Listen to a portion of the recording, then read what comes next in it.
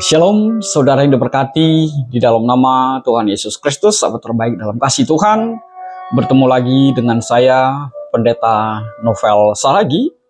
Firman Tuhan yang menyapa kita pada saat ini tertulis dalam kitab Kejadian pasal yang ke-17, ayatnya yang pertama sampai ayat yang ke-7, ditambah ayatnya yang ke-15 sampai ayatnya yang ke-16, dengan tema Allah memperhitungkan iman sebagai kebenaran. Namun sebaiknya kita bersatu dulu di dalam doa. Kita berdoa. Bapa di dalam sorga, terima kasih Tuhan buat kebaikan-Mu, buat sukacita yang melimpah yang selalu Engkau hadirkan dalam hidup kami. Yesus Tuhan, satu kerinduan kami rindu disapa oleh kebenaran firman. Maka berfirmanlah Engkau Tuhan, sebab kami siap untuk menerimanya. Amin. Shalom, saudara yang diberkati dalam kasih Tuhan, sahabat terbaikku dalam kekasih hati Kristus. Seperti yang saya sebut tadi, bahwa firman Tuhan yang menyapa kita tertulis dalam kitab Kejadian, ayatnya yang ke-17, kitab Kejadian pasal yang ke-17, ayat yang pertama sampai ayat yang ke-7, ditambah ayat yang ke-15 dan ayat yang ke-16. Begini firman Tuhan. Ketika Abram berumur 99 tahun, maka Tuhan menampakkan diri kepada Abram dan berfirman kepadanya, "Akulah Allah yang Maha Kuasa. Hiduplah di hadapanku dengan tidak bercela. Aku akan mengadakan perjanjian antara aku dan engkau, dan aku akan membuat engkau sangat banyak." Lalu sujudlah Abram, dan Allah berfirman kepadanya, "Dari pihakku, inilah perjanjianku dengan engkau. Engkau akan menjadi bapa sejumlah besar bangsa. Karena itu namamu bukan lagi Abram, melainkan Abraham, karena engkau telah kutetapkan menjadi bapa sejumlah besar bangsa. Aku akan membuat engkau beranak cucu sangat banyak. Engkau akan kubuat menjadi bangsa-bangsa, dan daripadamu akan berasal raja-raja. Aku akan mengadakan perjanjian antara aku dan engkau serta keturunanmu turun-temurun, menjadi perjanjian yang kekal, supaya aku menjadi Allahmu dan Allah keturunanmu." 15. Selanjutnya Allah berfirman kepada Abram tentang istrimu Sarai. "Janganlah engkau menyebut dia lagi Sarai, tetapi Sarah, itulah namanya. Aku akan memberkatinya, dan daripadanya juga aku akan memberikan kepadamu seorang anak laki-laki, bahkan aku akan memberkatinya, sehingga ia menjadi ibu bangsa-bangsa. Raja-raja bangsa-bangsa akan lahir daripadanya." Demikian firman Tuhan. Shalom, saudara yang diberkati dalam Tuhan Yesus Kristus, sahabat terbaikku dalam kasih Tuhan. Apa yang terlintas di dalam pikiranmu ketika kalimat Tuhan, firman Tuhan datang kepada seorang laki-laki yang berumur 99 tahun, mengatakan, "Aku akan membuat engkau beranak cucu sangat banyak."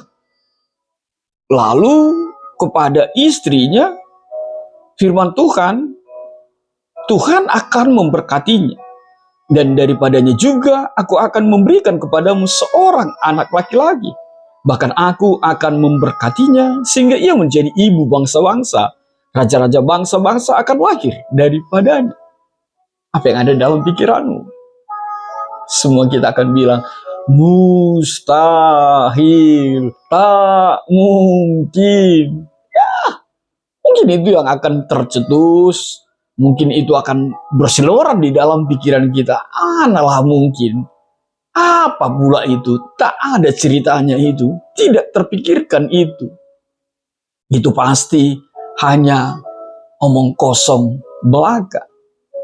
Tapi saudaraku dalam kasih Tuhan, sahabat terbaik dalam kasih Tuhan Yesus Kristus, lihatlah apa yang menjadi tema kita.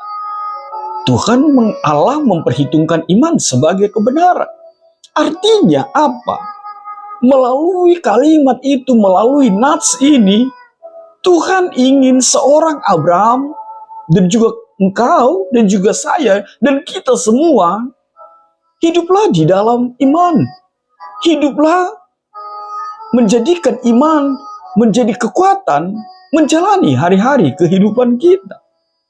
Sebab apa? Di dalam iman itulah sesuatu yang tidak mungkin akan mungkin terjadi. Sebelum lebih jauh, Saudara yang diberkati dalam kasih Tuhan, firman Tuhan melukiskan Abram 99 tahun dan Sarai sudah melampaui usia yang tak mungkin untuk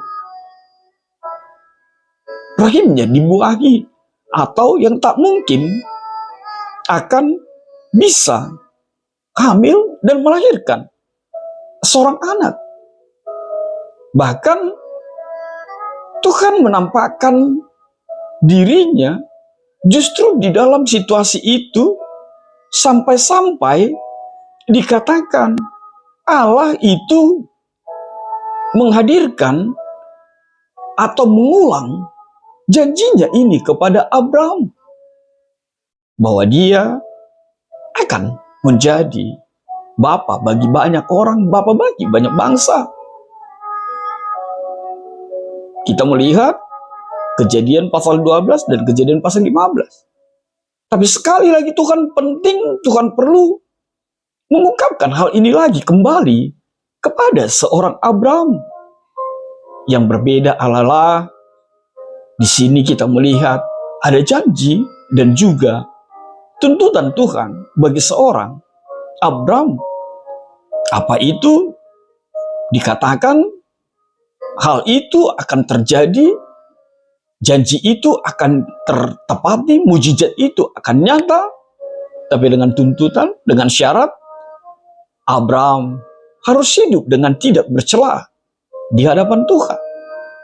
Maka janji Tuhan itu dipastikan akan terjadi nyata. Lalu apa yang menjadi janji Allah itu? Janji Allah kepada Abraham, seperti yang saya sebut tadi, akan memiliki keturunan yang banyak. Keturunan yang banyak itu bukan saja dari segi jumlah, bukan saja dari kuantitas, tapi juga sesuatu yang bersifat kualitas. Penting disebutkan, keturunannya akan menjadi raja-raja di berbagai bangsa-bangsa. Dan itu menjadi janji yang tidak terpungkiri Tuhan nyatakan di dalam kehidupan Abraham. Dan yang berikut yang menarik sekali dari janji ini adalah perjanjian itu justru berlangsung saat Abraham berusia 99 tahun. Dan istrinya secara logikal, secara manusiawi tidak mungkin lagi melahirkan anak.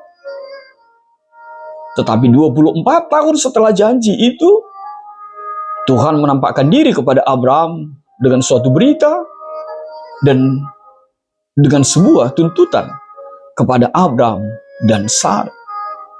Janji Allah yang berikutnya adalah bahwa Allah akan menjadi Allahnya Abraham. Dan saudaraku, sahabat terbaik dalam kasih Tuhan, inilah janji terbesar di dalam Alkitab. Sebab apa? Janji ini merupakan janji pertama yang melandasi semua janji lainnya. Dan ini juga berarti bahwa kasih karunia, pengampunan, janji-janji, perlindungan, bimbingan, kebaikan, pertolongan, dan berkat Tuhan akan diberikan kepada Abraham. Bahkan untuk setiap kita orang percaya, ketika Tuhanlah Allahmu lah yang menjadi Allahmu di dalam kehidupanmu. Bukankah apa yang dimiliki orang tua kita, bapak kita, akan diwariskan kepada anak-anaknya? Demikianlah pewarisan itu akan terjadi ketika Allahmu adalah Yesus itu di dalam kehidupanmu. Maka apa yang dimiliki oleh Tuhan akan tercurah, akan melimpah terkhusus untuk sesuatu yang tidak mungkin pun akan terjadi di dalam kehidupanmu. Dan yang berikut, Galatia 3, 15-16 menjadi penjelasan yang lebih konkret lagi. Bahwa semua orang Kristen yang menjadikan Allah dan Allah menjadi Tuhannya di dalam kehidupannya akan mewarisi janji yang sama. Seperti apa yang dijanjikan Allah kepada seorang Abraham. Lalu, apa yang mau Tuhan nyatakan di dalam kehidupan Abraham selanjutnya? Berjalanlah dalam janji Tuhan itu. Berjalan dalam janji Tuhan dimaksud adalah kalau kita hidup di dalam perjanjian bersama dengan Tuhan, kita harus mampu untuk berjalan seturut dengan iman percaya kita kepada Allah Bapa. Bisa kita melihat di Ibrani 11 ayat yang ke-8 itu. Lalu hal yang kedua, berjalan dalam janji Tuhan itu tidak lain adalah untuk mencapai kehidupan yang indah di dalam Kristus, di dalam janji Tuhan Allah kita mungkin mendapatkan atau berhadapan dengan tantangan, ancaman, penderitaan, pergumulan, cemooh, dan ejekan dari sekitar kehidupan kita. Tapi saudaraku, sahabat terbaikku, itu adalah konsekuensi dari menerima dan melaksanakan janji Allah. Artinya apa? Berjalan dalam janji Tuhan itu dibutuhkan ketaatan, dibutuhkan kesetiaan. Sehingga janji itu semakin nyata hadir dalam kehidupan kita. Berjalan dalam jalan Tuhan, berjalan dalam janji Tuhan itu juga mencakup pemahaman iman bahwa waktu Tuhan memang tidak sama dengan waktu kita. Lihatlah kehidupan Abram dan Sarah. Dan itulah yang harus kita pahami di dalam janji Tuhan itu. Dan itu yang harus kita pahami berjalan di dalam janji Tuhan itu. Waktu Tuhan memang tidak sama. Bukankah firman Tuhan yang juga yang mengatakan rancanganmu bukanlah rancanganku. Sama seperti tingginya langit dan bumi. Saudaraku, sahabat terbaikku, berjalan di dalam janji Tuhan itu adalah iman yang mampu untuk menerima, iman yang dapat memahami bahwa waktu Tuhan tidak sama dengan waktu kita. Artinya apa? Kalau menurut kita penantian itu lama, pengharapan itu begitu lama, satu yang harus kita imani. Kalau Tuhan berjanji, dia tidak akan pernah ingkar. Kalau Tuhan berjanji, dia akan tepati. Jadi berbeda dengan pemilu yang baru kita lalui ya. Pengharapan sih janji para caleg itu akan terjadi begitu. Biar tidak hanya dalam janji. Lalu apa yang berikut? Berjalan dalam janji Tuhan itu tidak lain adalah mengimani bahwa penyertaan Tuhan dan janji pemenuhan itu akan nyata dalam kehidupan kita. Matius 28 ayat yang ke-20, Filipi 4 ayat yang ke-19, bahkan lebih lagi Yohanes 14 ayat 27 mengatakan bahwa ada janji kehidupan yang penuh dengan kedamaian. Akan Tuhan berkati untuk setiap pribadi ketika kita berjalan di dalam janji Tuhan itu. Maka saudara yang dalam kasih Tuhan Yesus Kristus yang diberkati Tuhan, saudaraku, saat ini apa yang menjadi refleksi bagi kita? Hal yang pertama, pasti percayalah selalu kepada janji Tuhan itu. Sebab janji Tuhan itu ya dan amin.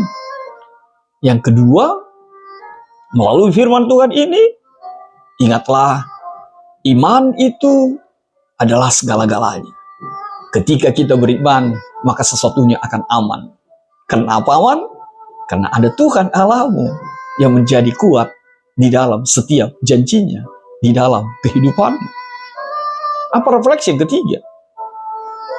Tantangan, godaan, pergumulan, benar, itu menjadi bagian dari kehidupan umat manusia.